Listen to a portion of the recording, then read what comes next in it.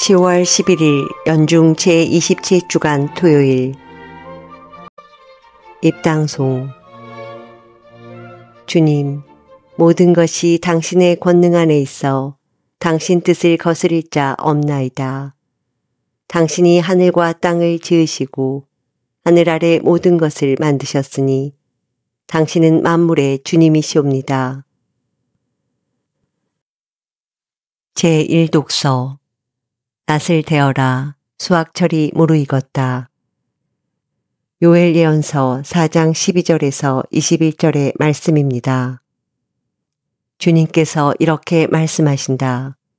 민족들은 일어나 여호사밧 골짜기로 올라가라. 내가 사방의 모든 민족들을 심판하려고 거기에 자리를 잡으리라. 낫을 대어라. 수확철이 무르익었다. 와서 밟아라. 포도학이 가득 찼다. 황마다 넘쳐 흐른다. 그들의 악이 크다. 거대한 무리가 결판의 골짜기로 모여들었다.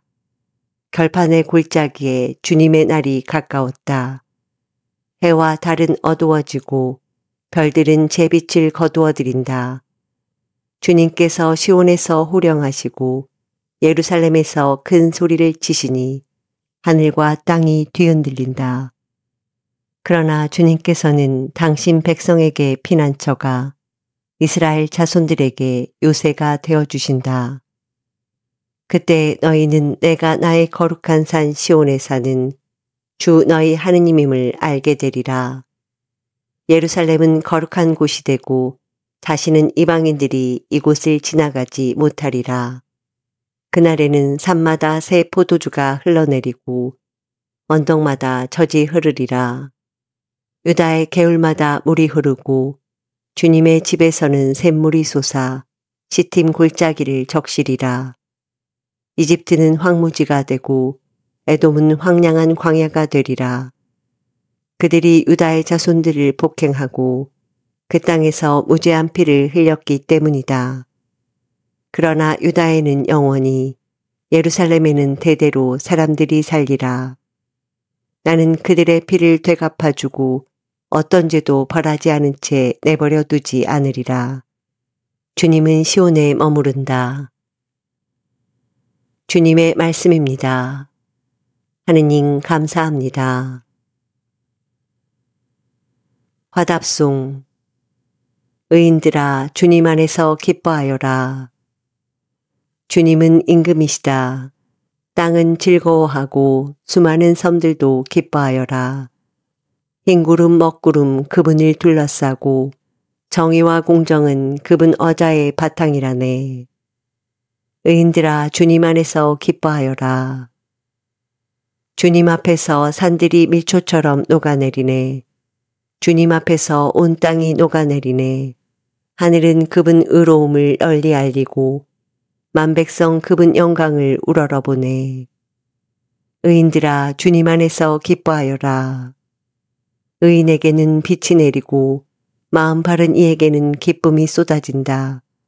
의인들아 주님 안에서 기뻐하여라. 거룩하신 그 이름 찬송하여라. 의인들아 주님 안에서 기뻐하여라. 복음 한 호송. 알렐루야. 하느님 말씀을 듣고 지키는 이들은 행복하여라. 알렐루야. 복음. 선생님을 배웠던 모태는 행복합니다. 하느님의 말씀을 듣는 이들이 오히려 행복하다. 루카가 전한 거룩한 복음 11장 27절에서 28절입니다. 예수님께서 군중에게 말씀을 하고 계실 때에 군중 속에 어떤 여자가 목소리를 높여 선생님을 배웠던 모태와 선생님께 젖을 먹인 가슴은 행복합니다 하고 예수님께 말하였다. 그러자 예수님께서 이르셨다. 하느님의 말씀을 듣고 지키는 이들이 오히려 행복하다. 주님의 말씀입니다. 그리스도님 찬미합니다.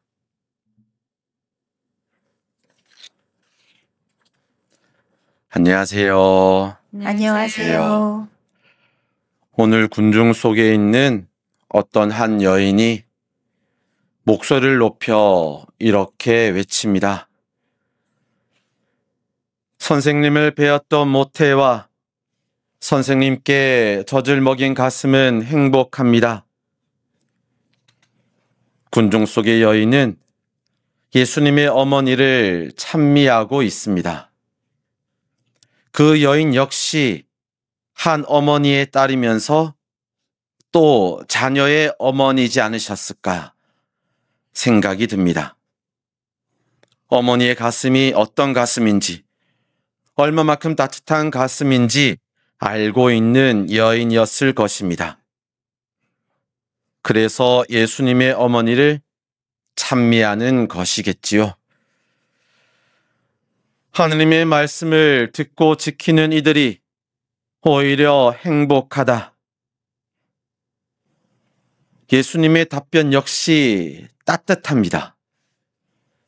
당신의 어머니가 당신을 낳아서 행복하신 것보다 하느님의 말씀을 듣고 지키시기 때문에 더 행복하다고 하시는 것이지요.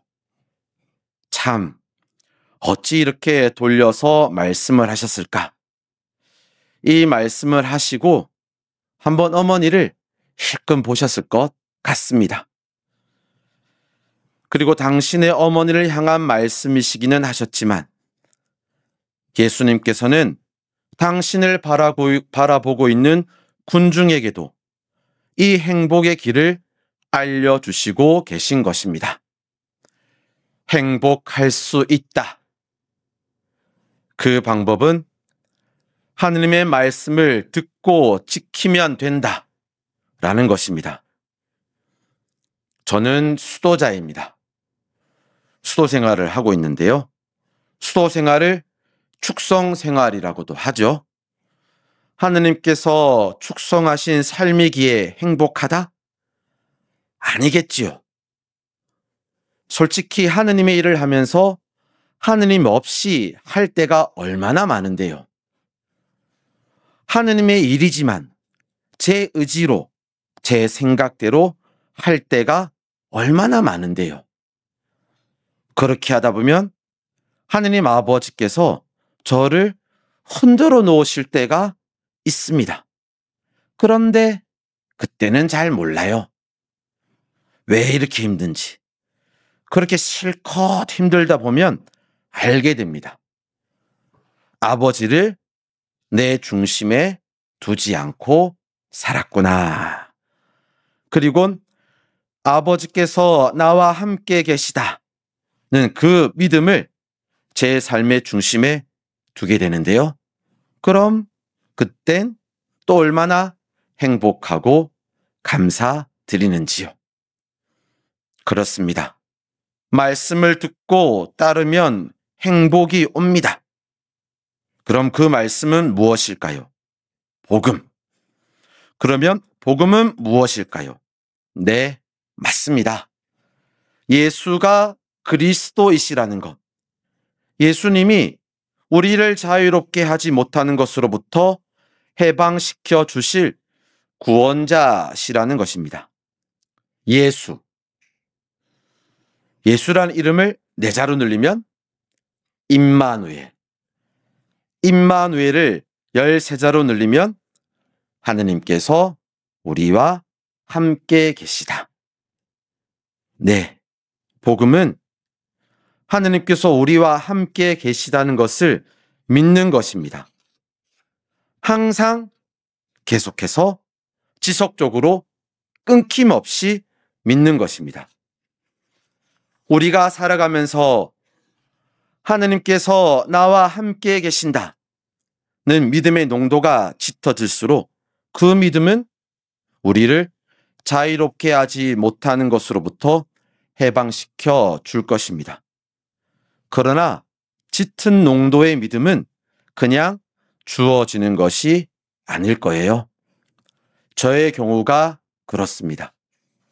분명 힘듦과 어려움 속에서 하느님께서 우리와 함께 계시다는 이 말씀을 알고 믿게 되었는데 그 믿음이 아직은 얕아서 그런지 주님께서 또 힘듦과 어려움을 허락해 주실 때가 또 있어요.